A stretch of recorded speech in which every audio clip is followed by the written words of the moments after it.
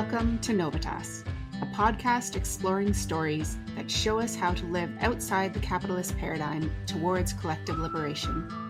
My name is Kel Smith, and I'm excited to be joined by Lane Clark to talk about Project Knotwork, a self-directed, project-based learning space and artist collective in Michigan. Project Knotwork is an amazing example of folks coming together to build intergenerational community from the ground up. I hope you enjoy the conversation. Do you want to jump in and start off by doing just a basic introduction? Okay, so I am Lane Clark. I live in northern Michigan up on Lake Superior, and I am a parent to two unschooled children who are ages 13 and 10, and they have never attended school other than nursery school when we lived abroad. And we have been navigating creating community in unschooling since we returned back to the U.S. 6 years ago. And one of the projects we landed on in the last year and a half is a self-directed project-based learning group called Project Knotwork, which is learners from ages 10 to 15, 16, gathering together in a shared space in a adult facilitated but led by them session-based group learning. So they have a theme and they choose where the theme will go and what will happen next. And myself and two other adults facilitating and support them in that, as well as a group of adults that share that studio that are adult creatives who come and give them support and workshops and tools, literally sometimes physical tools that we don't have, and also teach them skills that us as the primary three facilitators don't have. So that's my focus right now with their self-directed learning. But of course, every day is an adventure, and we are figuring it out as we go. Yeah. Awesome. Is it a full-time program, or is it like a certain number of days a week? No, it's not a full-time program. It's 1 day a week. It's on Thursdays. We are very lucky to have a pretty robust, a very large homeschooling community in general where we are, and a pretty robust self-directed community. Obviously, that takes on a wide range of meaning. The part of the reason it's only 1 day is because myself and many other adults have been creating community in other ways for them throughout the years. So I was part of creating, a co-op of self-directed learners that does meet 2 days a week, one time fully outdoor in the woods and one time indoor in a kind of space that's rotating and borrows basements of churches and things like that. And spend time in community with a much larger group of people. There's, anywhere from 30 to 50 people, at our gatherings, on that day week. Our library provides programming for our kids on Wednesdays where there are book clubs that are facilitated there. And then on Thursdays, we're at Project Knotwork. So they have a kind of, in my opinion, full schedule, obviously really? not full by school standards, but pretty very robust. Full by my family standards. Yeah. By my personal standards, full too. Yeah, for sure. That's cool. So why do you think that there's this community that's kind of come together where you live? It's Marquette, right? Yes. Yeah, we're in Marquette. That's a really good question. And, my friends and peer adults here and I have discussed that, over the years. I think there's a couple reasons. Where we live is physically very remote.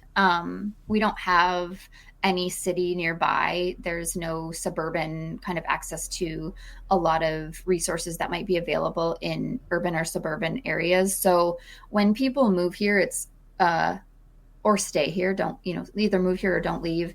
It's a choice. It's like a very intentional choice. You can't kind of access things accidentally. So a lot of the way people live is very intentional, whether that be their schooling choices, whether that be them being somewhat off the grid, whether that be them being very outdoor. There's a lot of people very outdoor sport focused here. And that's what drew them here. So I think living intentionally is a common thread among people I'm in community with in general, even outside of unschooling. And the piece about unschooling, I think, I guess very practically, in Michigan, there are very few regulations around homeschooling. So just to put it plainly, there's no testing. You don't have to register with your school district. There's nothing like that. So there is more freedom to do things in a self-directed way than there might be in other places. Right. In addition to that, there's a very Midwestern kind of like live and let liveness happening here. There are more pointed school at home homeschooling communities here. There are more specifically religious homeschooling communities here for sure. But outside of that, there's a very eclectic group of kind of everyone has maybe different motivations, whether that be that it began with, kind of anti-establishment, kind of libertarian thinking, whether that be more, I wanted a more natural rhythm to our day. And those people all kind of come together and overlap in the ways that we share value, which is in children having autonomy over their time and over their interests. That's really beautiful.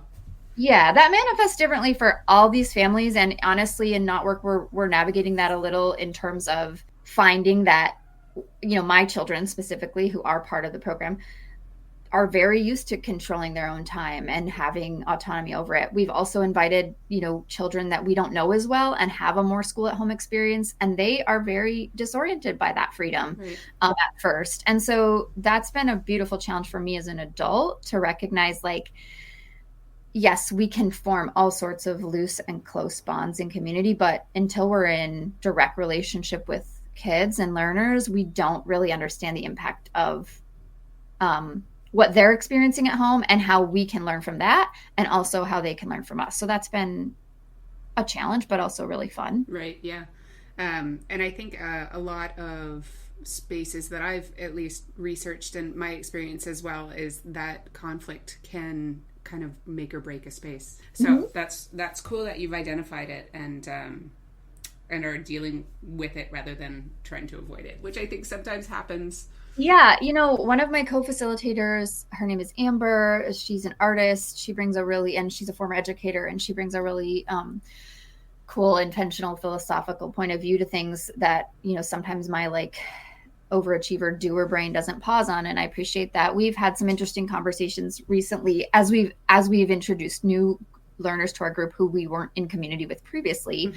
And they're all great and we've been enjoying it, but conflict is obviously a really wide ranging word. It's not actual conflict in terms of anything unsafe, but it's new tension. And we've been talking about the way that having conflict can be a form of intimacy if you're comfortable with conflict. It can be a way to really learn more about people, because especially kids, when they're feeling some stress, that can come out as behaviors that in typical society we want to stop or control instead of ask questions about. Yeah. But when we do ask questions about it instead, you do see a guard come down. It's obviously not exclusive to kids, but I think in the way we treat adult to child hierarchy in our culture, we don't tend to get curious, we get controlling. And that's been a really nice reminder to me of the way that conflict can actually bring connection everywhere in my life, not That's just. What I was going to say. It feels like a beautiful representation of a lot of the challenges that us adults are dealing with, definitely post-pandemic, as we're trying to come together from different lived experiences and different backgrounds. So I think that's beautiful that you guys are exploring that with the kids, but also hopefully they can take that experience towards the rest of their lives as well. Yeah, hopefully we all can. So you've got other, is it a co-op? So you've got the co-op. What inspired you to start Project Knotwork above and beyond what you already had going on? Yeah, I know. Sometimes I ask myself these questions.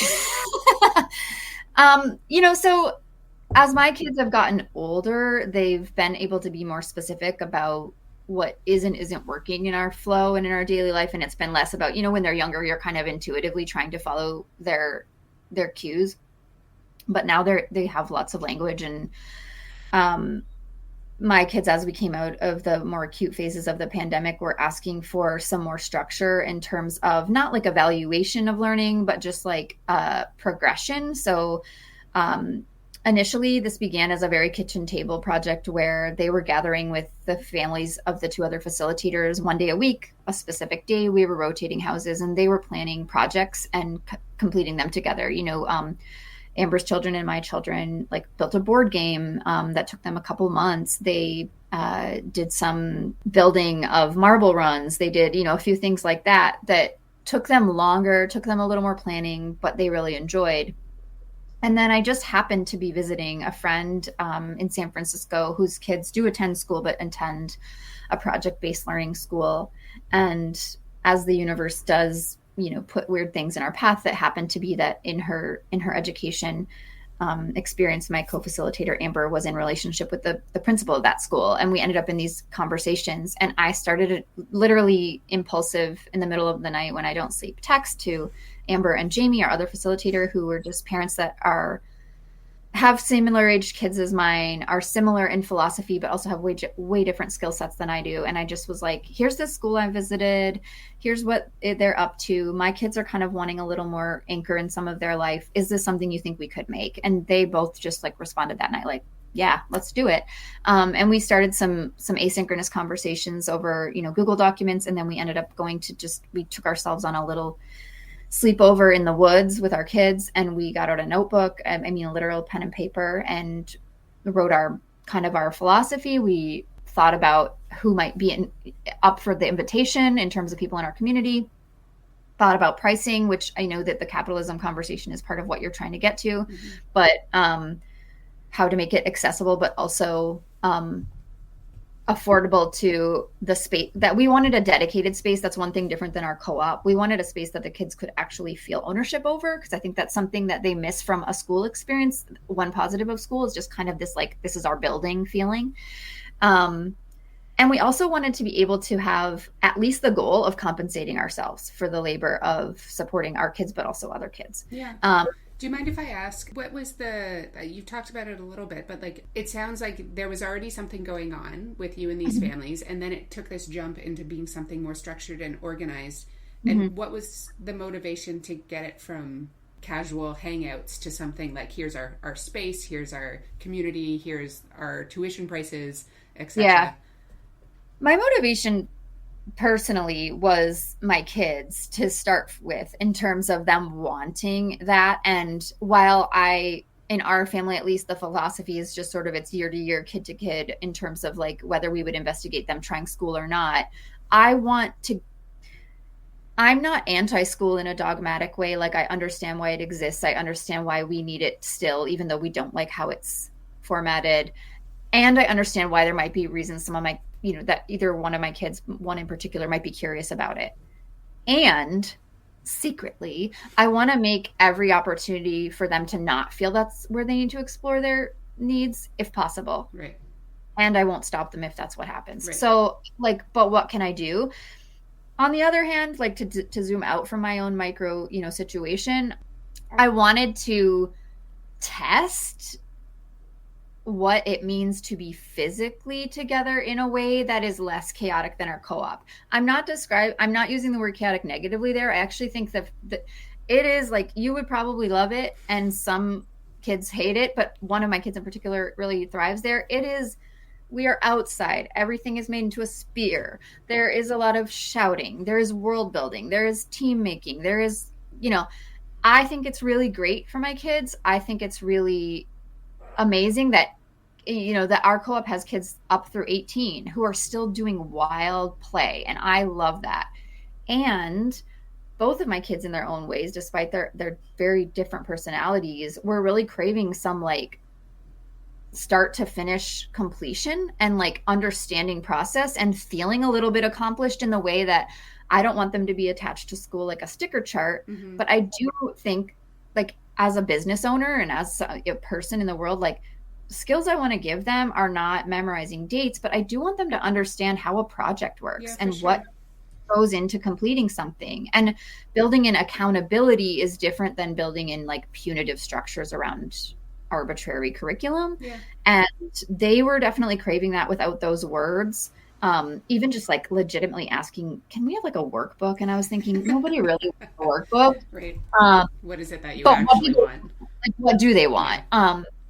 So the reason to take it out of our kitchens and bring it to something else was because I do feel that, like, anti-excellence is something I've, like, made up and I joke about a lot, but I'm also very serious about, which is, like, doing things that are important to us, doing them to the best of our ability, but also doing them in front of other people when they're not fully done. Right. And they're not perfect. I wanted to invite other families that were in community to do that.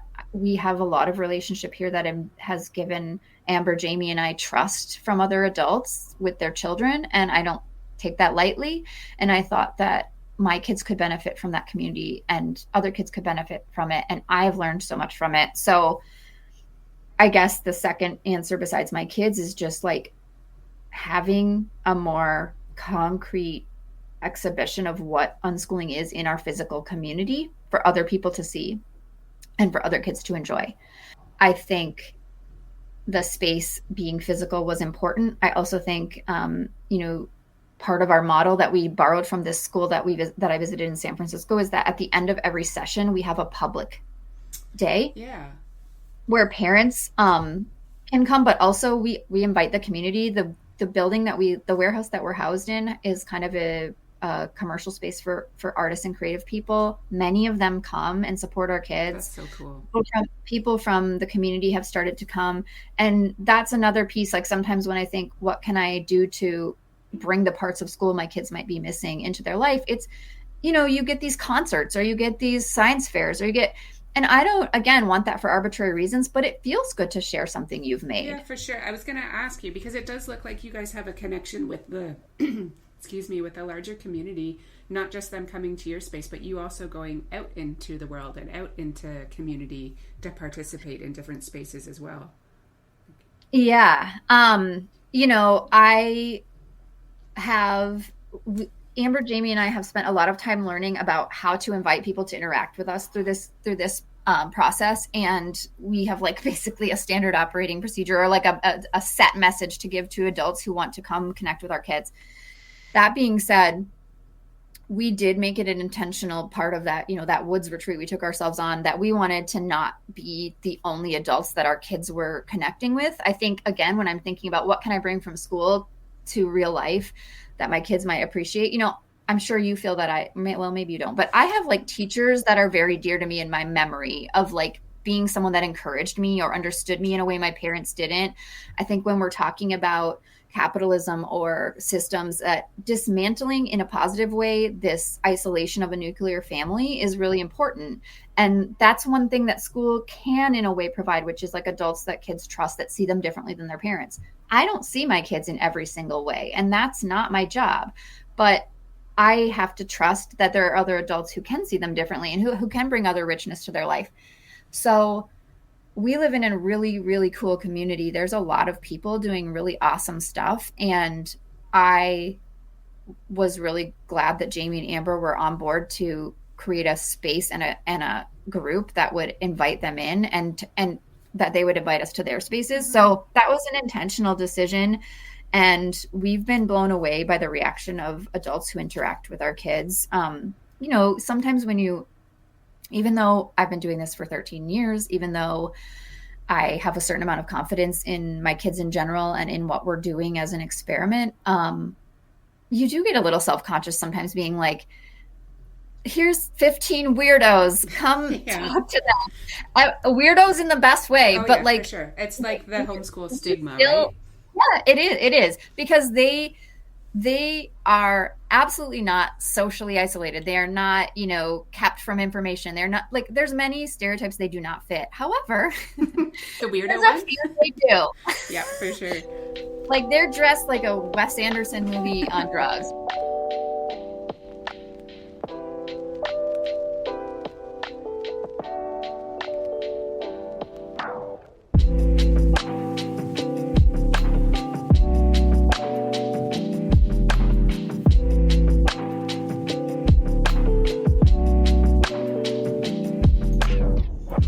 You're listening to the Novitas podcast, and today we're listening to Lane Clark talk about Project Knotwork, a community-minded space for young people and creatives to come together and learn from each other. Project Knotwork is about building community and experiencing alternative education outside the modern schooling system. It is designed to honor the needs of young people, breaking down barriers around adult-child hierarchies and dismantling the silos of education, life experience, and mentorship, creating a space built on respect. You can read more about Project Knotwork in the latest issue of the Novitas magazine, a collaborative project exploring stories about how we might live in a post-capitalist society. You can find more about the magazine at www.novitasmag.com. And now, back to the conversation with Lane.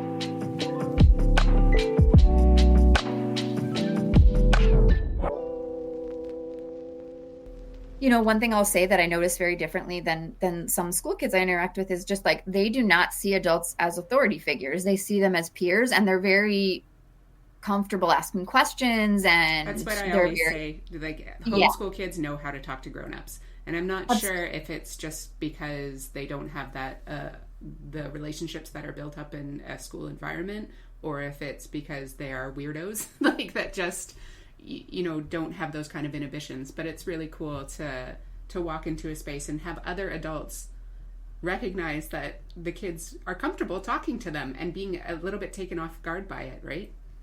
Yeah, and it's great because one of the things that I learned, I sort of mentioned that we made sort of a standard operating procedure of how to invite people to connect with us is I genuinely say in our intro, when we email people and say like, here's what we're doing, here's how you could support us and support these kids in learning. I say like, these children do not need a worksheet. They are not looking for to be talked down to. Mm-hmm. They are not taught, asking, right?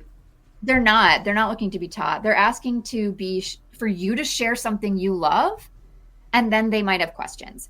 And they're in community with adults who welcome their questions, and so they assume that of the people who join our space. And we've just had a really great string of people being able to introduce. It's like I'm actually introducing some of these adults to be their own self-led learner and say like, here's what I really love. I'm really into mushrooms. I really love theater. And then the kids cling on to that because as we know, when you see someone sharing something they genuinely are interested in, it's interesting. Yeah, for sure. Especially for our kids who may not know anything about that. Like this is their first introduction to it. So seeing them see adults be passionate about stuff encourages them to be passionate about it as well. Exactly. I was going to come back. There was one thing I was thinking about when you were talking about the relationship between kids and adults in the space and taking it, the intention of taking it out of your kitchens and into a more formalized space where the kids, as adults, we are very close to our children, but we also know that the kids often will come out of their shells in different ways when they're with different adults, right? Yeah. And so that's another thing that I really admire about what you've done with Project Knotwork is create that kind of environment where it's not always the same parents, so that the kids can get attached to different people and find their space in different ways, or find their groove, kind of their flow, whatever, in different ways with different adults based on interests and stuff like that. Yeah, I think that's been for me an important part as a parent. Like, even though I'm there, every third week, I think it's really nice to experience my kids through another adult. I don't, one thing we do is take a video of them at the end of every session. We ask just, what did you do today? They pretend to be annoyed, but I think they like it. And one of the reasons that I find it so interesting is like who they're answering to. It changes how they answer. Sure. If Amber's asking them, if Jamie's asking them, if we're asking them the same question. But it changes how they answer. And that's just been a fun little archive of their process, but also the kind of proof of like relationship dynamics being so different, and that being really important to like development of community and of connection. For sure. I wanted to also cycle back. You talked a little bit at the beginning, some of the challenges around having different people with different homeschool experience, or maybe do you have any kids that are coming one day a week, like from the school system, or is it all homeschoolers? No. So everybody at this point are homeschoolers. We have had, it's funny you bring this up. I had an inquiry from someone last week who has a child who'd be like in the end of elementary here, which is 5th grade, asking like, could they come if they got, them out one day a week? For me, it's an absolute yes. I guess like I've not been in the school system in the US, so I don't know how flexible that would be realistically. In my mind, it's completely reasonable, but right. Of course I don't really know. There are kids, a couple kids. We have 15 kids right now, who are very like much a school at home family. They're on curriculum. They're really great kids, and they've actually pushed us a lot to think about how we assume things, first of all, which isn't usually that helpful, it turns out, and then how we, in our own way, have created this bubble for our kids who are really with a lot of self-directed learners all the time and are used to that, and then bringing in kids who learn differently, even though they still don't go to school, has challenged our kids to have to find new ways to interact with peers. I'm really grateful for that experience. And the other thing that we started doing in service, so when the public school here is on teacher development day or whatever it might be, hosting play days in our space. One, of course, that's more kids in the space getting to enjoy. It's a warehouse, so they can be, of course, we have standards of keeping it together so everyone can respect materials, but it's a messy space. We don't have to be precious about it, and I really appreciate that. But also because the three of us, genuinely do not believe that self-directed learning is something for homeschoolers only to explore. We also don't believe it's only for children to explore. And it's been a mix of, we've filled our play days every time, and my kids will help facilitate. And it's been a really interesting experience for them, but also for me to think about wider ways to talk about what we're talking about that doesn't immediately have people turn off their brain because they don't homeschool. Right. Homeschooling is almost like beside the point of what I think you and I are talking about. It's some one way to access what we're talking about, but it's not the way. Yeah. And, little things like when we hosted the play day, that I didn't anticipate, which I should have. I know plenty of kids who go to school, and I went to school the whole time, and I liked it, or whatever I thought I did. They didn't understand what I meant when I said, this is the table where we eat. We're going to eat here. So for safety, we have allergy concerns and whatever. But whenever you're hungry, just go eat. Just do that. And many kids, including one who is genuinely my nephew, came up to me and were like, I'm hungry now. And I was like, yeah, no. And so now you can go eat, and they would just like right now. Yeah. And I was like, whenever you need to. Yeah. That's funny. Or, a child who we had on one of our play days, some sewing materials, and they were like, I don't want to do the other things. I just want to do this. I said, that's great. And she said kind of like, well, what if I just want to do this today? And I said, that's fine. And she said, what if I want to do it all day? I was like, yeah. That's okay. And she was just kind of like, what time does this end? And I was like, oh, I just kind of forgot that even in their days off, when you're used to a schedule, when you're used to things having an end time, when you're not actually used to being able to access flow state, which kids are actually so good at getting into, you don't have that muscle built up. There's places, I'm happy to be a place where they could try to build that up. Yeah, and I think even for in our self-directed worlds as well, I think sometimes that we forget that our kids are different with that respect, where some of them really love having that kind of structure of, okay, now we're going to do this, and now we're going to do this, and now we're going to do this. I have one kid in particular who, if I give him open-ended options, he kind of freezes because it's too much for him, right? And some people forget. I know a lot at forest school where my kids go, they kind of have to remind them to eat throughout the day because they get so enraptured in their play. And especially if you get enough kids with ADHD or different, they will absolutely cruise through eating for sure. Yeah. Yeah. Mm-hmm. But yeah, it's funny. My youngest, every time he goes to forest school, I'm pretty sure every day he gets there and the first thing he eats his chocolate granola bar before he does anything else. And I love that there are spaces that allow him to do that and are comfortable with him doing that. Maybe someday he'll grow out of it. Maybe not. That's okay too. Maybe not. Maybe not. One question I wanted to ask you is, how do you feel like the project has changed from those initial days of sitting down at kitchen tables and imagining what it might become? Yeah, I mean, it's changed in a few ways. I think, we just had a couple weeks ago, we took ourselves out to dinner to celebrate our first year, and we're reflecting on that a little, and we're planning for the fall. And I think it's changed in A couple ways that are the most important. I mean, one thing I don't think we've had time to talk about yet is there was a little pushback from some of our own community about what we're doing, not because they don't want us to do what we're doing, but because for the reasons of literal physical constraints of the space as well as our comfort level, we've decided on a numbered cap for our comfort level because we're facilitating alone, each time, that it can't include everyone has been hard. I understand that from their point of view, but I also feel that it's been hard for them to be generous in understanding what we're doing as a test of trying something, and B, that we also are just people with capacity limits. Yeah, is the feeling is that like it's become exclusive? Yes. Okay. Yeah.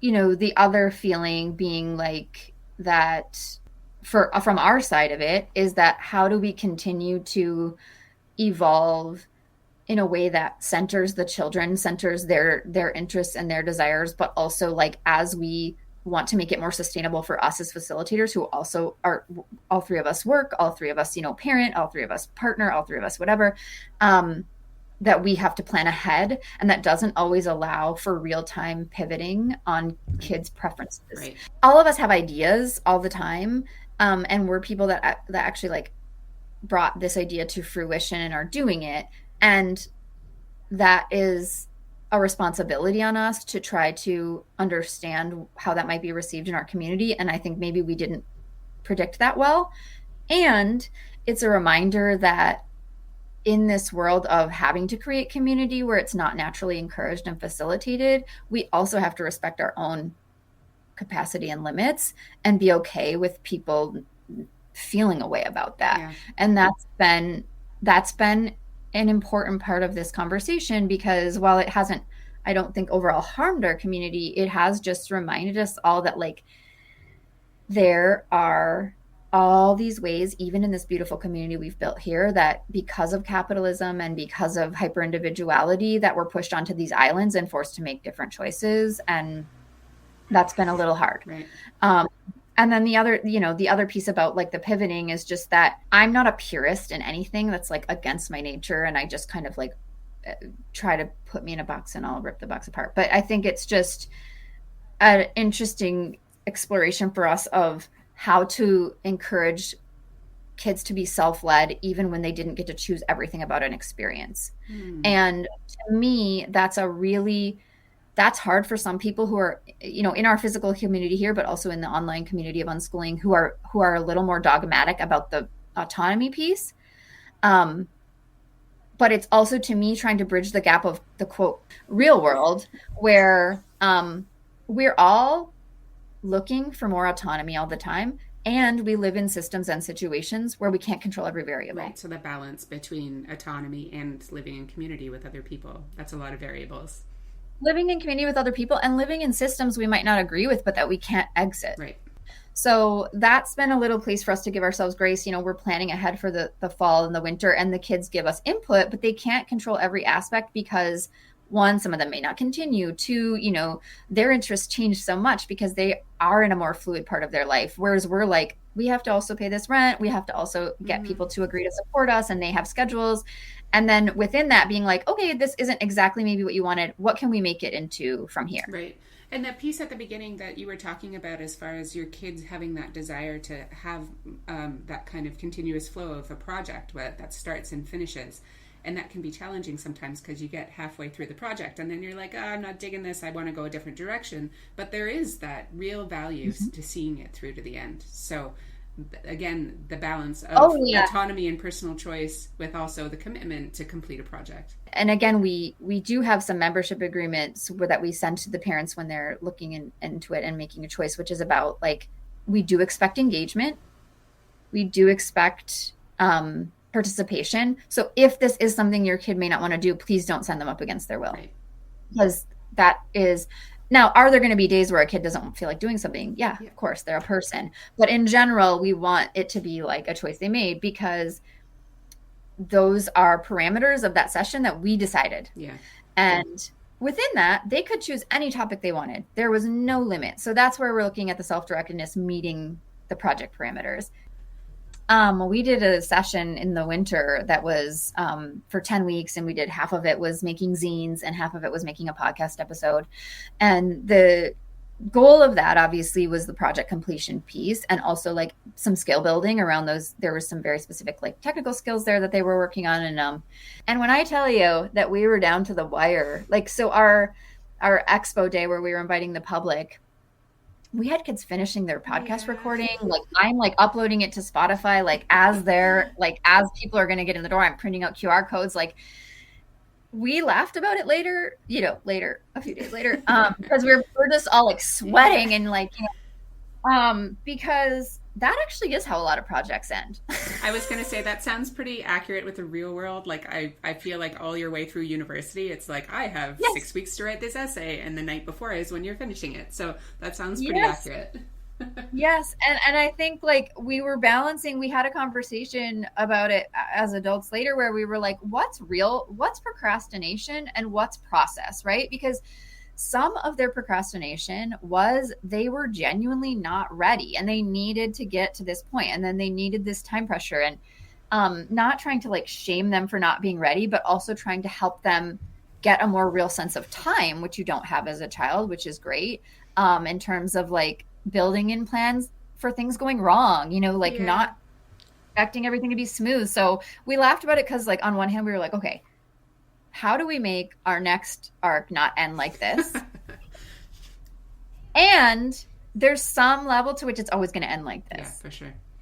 And because you are creating an environment that is mirroring the real world. And when the kids have that kind of control and decision-making power over the process, I guess the good kind of chaos is there and the bad kind of chaos is there as well.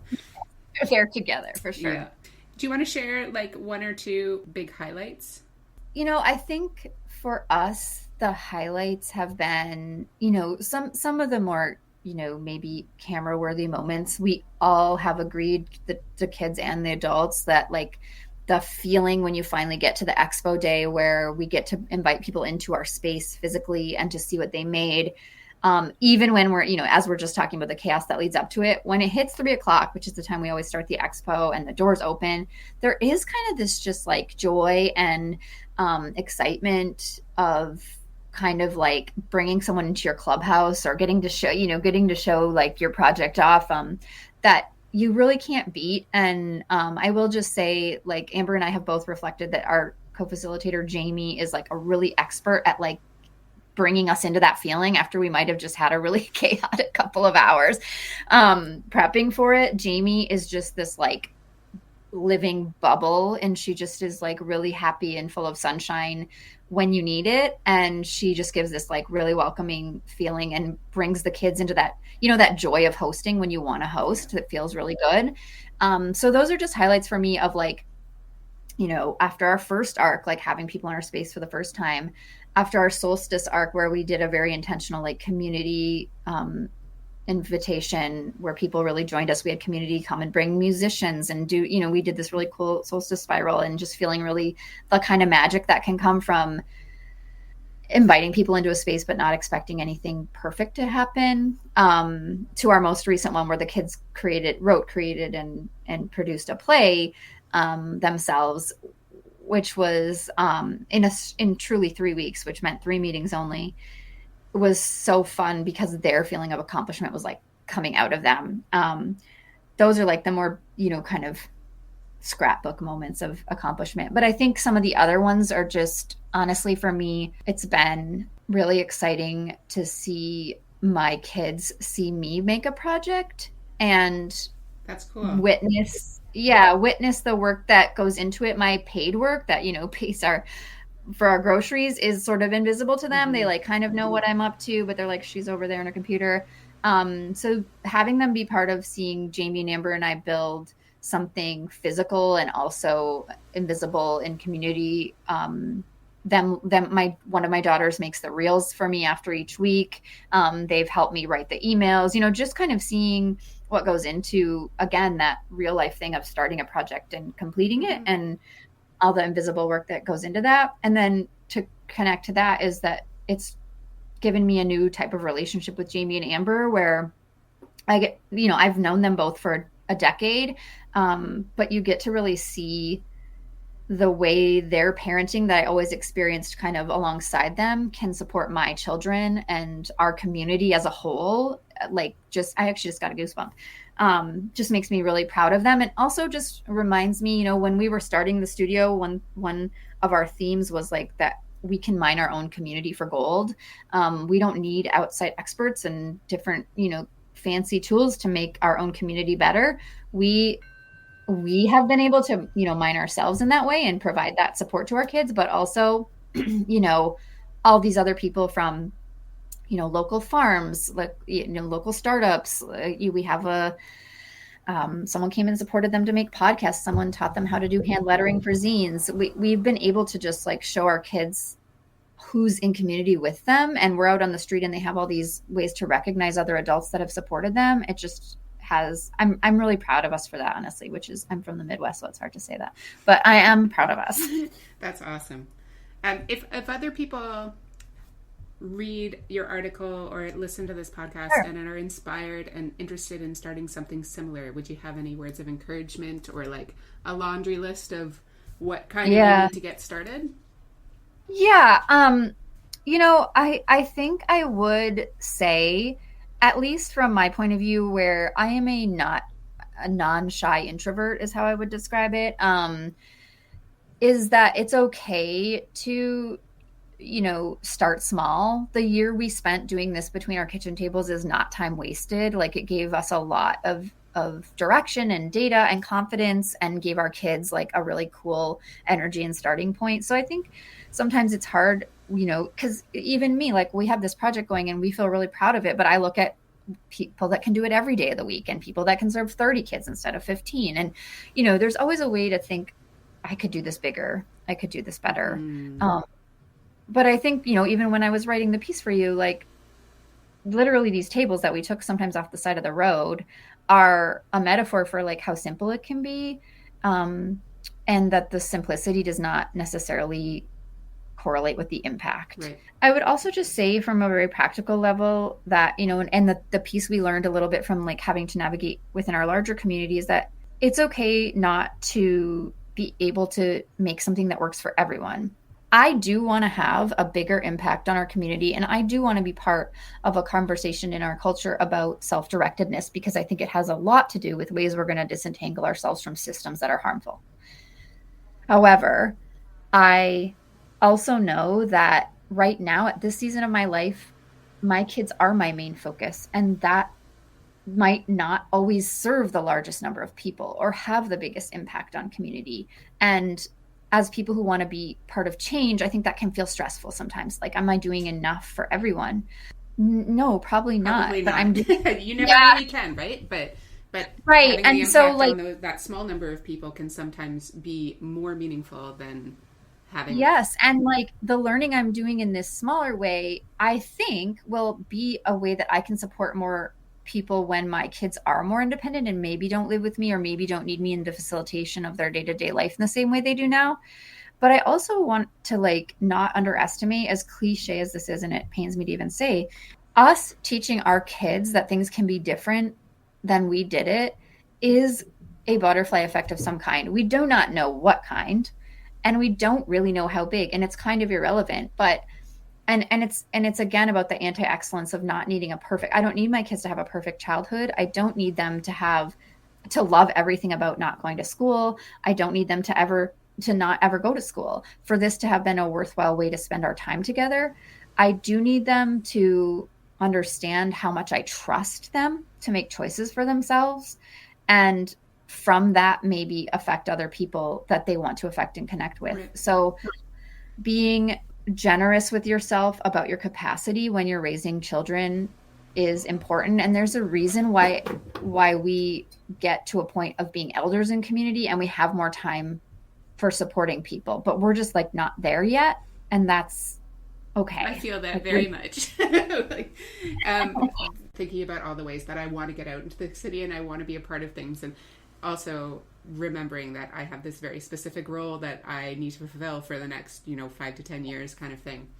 Maybe not that long, but for the time being, kind of holding my horses and remembering. Yeah, and it's funny because it's very much like, I don't know about you, but in my experience, like a lot of the parents and families I've connected to through self-directed learning are absolutely former top students who were very burnt out on their own life experience and don't want their children to have to experience that. And when we then start to unconsciously like impose that perfectionism on the way we're doing this, right, on self-directed education, right?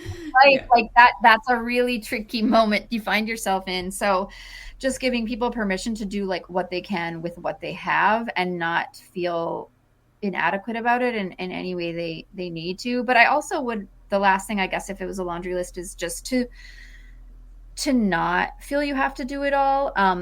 Asking for help and telling the community, whatever that means, might mean that's 50 people around you, or means that's 1,000 people or whatever, what you're doing. I think I've been surprised at people's enthusiasm for it and what time and resources they're willing to give, even if it's like they think it's nothing. Oh, it's just an hour. That's huge to these kids and to me. So sharing what you're doing and accepting help or accepting expertise is really important. It's part of this piece of getting away from the silos that hyper individualism and capitalism put us into.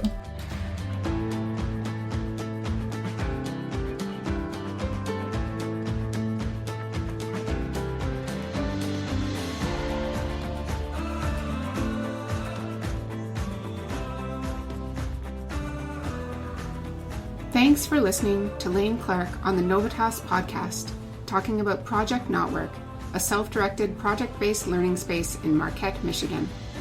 Lane is one of 3 founders and facilitators at Project Knotwork. You can find out more about the space on their website at knotworkstudio.com or on Instagram at Project Knotwork. This is the first podcast episode in a series that interviews the contributors to the first issue of the Novitas magazine.